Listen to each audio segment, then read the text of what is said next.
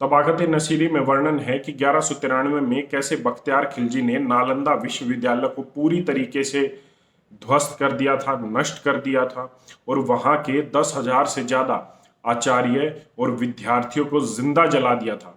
यही नहीं, इसके बाद उसने नालंदा विश्वविद्यालय की लाइब्रेरी धर्मगंज, जिसमें 90 लाख से ज्यादा पुस्तकें थी, उसे भी जला दिया था और इन पुस्तकों को जलने में 3 महीने से ज्यादा तक का समय लगा था।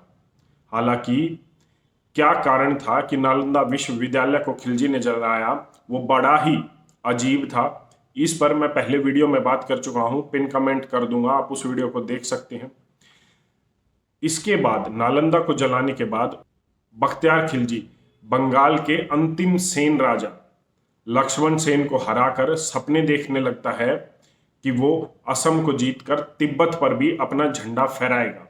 लेकिन उसे पता नहीं था कि उसकी हरकतों से असम का एक सनातनी योद्धा वाकिफ है और जो उसने नालंदा में किया उससे भी वो काफी गुस्से में है।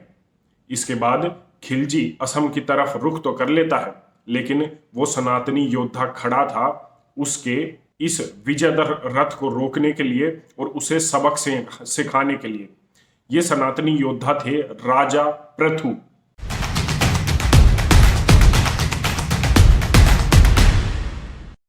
असम का इतिहास काफी पुराना है। इसका वर्णन हमें रामायण महाभारत में भी मिलता है। इसे पहले पाग ज्योतिषपुर के नाम से जाना जाता था, उसके बाद इसे कामरूप के नाम से भी जाना जाता था। यही नहीं, अहोम साम्राज्य जो असम के और उसके आसपास के क्षेत्र का साम्राज्य था, इन सनातनी योद्धाओं ने भी 800 साल तक 1200 से लेकर 1800 तक असम के आसपास राज किया और मुगलों को 17 से ज्यादा बार हराया। यही नहीं, असम में भागदत्त, वज्रदत्त और उनके वंशजों ने 3000 से ज्यादा साल तक राज किया था। 1993 में खिलजी नालंदा को जलाकर उसके बाद असम की ओर बढ़ता है, लेकिन यहां पर राजा पृथु एक सनातनी योद्धा उसका इंतजार कर रहे थे और वो बदला भी लेना चाहते थे कि जो उसने नालंदा में किया। इसके बाद खिलजी वर्तमान के गंगारामपुर इलाके में जो असम में है वहां से शुरुआत करता है और वहां के एक कबीले को मुसलमान बना देता है अपनी तलवार के नोक पर। इसके बाद तबाकत नसीरी में वर्णन है कि वो 10 दिन तक अपनी सेना के साथ चलता है, जो लगभग उस समय 1 लाख के आसपास की सेना थी, जिसमें हजारों घुड़सवार थे, पैदल सेना थी और भी लाव लश्कर था।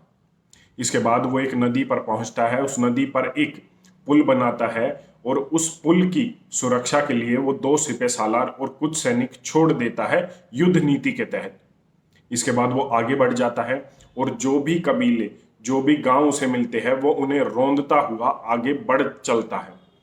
इसी मारकाट को देखकर असम की बोडो और कियोत जनजातियां राजा पृथु को अपना सैन्य समर्थन दे देती हैं, जिसके बाद राजा पृथु की सैन्य शक्ति और भी बढ़ जाती है। इसके बाद सामना होता है बख्तियार खिलजी और राजा पृथु की सेना का, और जो होना था वही होता है। राजा पृथु की सेना खिलजी की सेना को पहले ही दिन गाजर मूली की तरह काट देती है। पहले ही दिन की लड़ाई से बख्तियार खिलजी को इतना समझ में आ जाता है कि वो इस सनातनी योद्धा से नहीं जीत सकता और तिब्बत तो छोड़िए, वो असम से ही आगे जिंदा नहीं जा सकता। इसके बाद उसने अपनी सेना को आदेश दे दिया था कि पहले ही दिन की रात को उसकी सेना वापसी करेगी बंगाल के लिए, लेकिन राजा पृथु के गुप्तचरों के द्वारा ये बात राजा पृथु के पास पहुंच जाती है और वो रात को ही खिलजी की सेना पर आक्रमण करने के लिए आदेश दे देते हैं। रात को भी वही हुआ। बख्तियार खिलजी की लाखों की सेना को गाजर मूली की तरह काटा गया और चंद सिपाही जैसे तैसे करके जो विश्वास पात्र थे खिलजी के, उन्हें लेकर खिलजी दबे पैर वापस हो लेता है।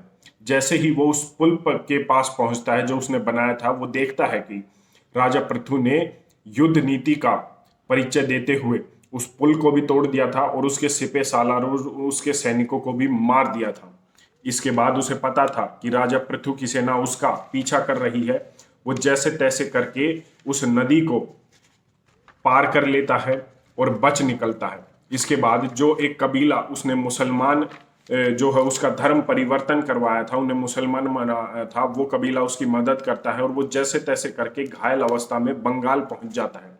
इसके बाद वो कुछ दिन बीमार रहता है और इसी अवस्था में रहता है।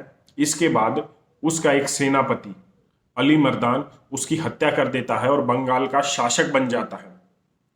राजा पृथु ने, जो मेरी नज़र में है, या मैं कहूँ जो हमारे सनातनी योद्धा हैं, जो हमारे धर्म रक्षक हैं, उन्होंने अपने इतिहास में एक गलती की और वही शायद राजा पृथु ने की कि खिलजी की सेना में जो सैनिक आए थे उन्होंने आत्मसमर्पण कर दिया और उसके बाद उन्होंने अपनी जान की भीख मांगी।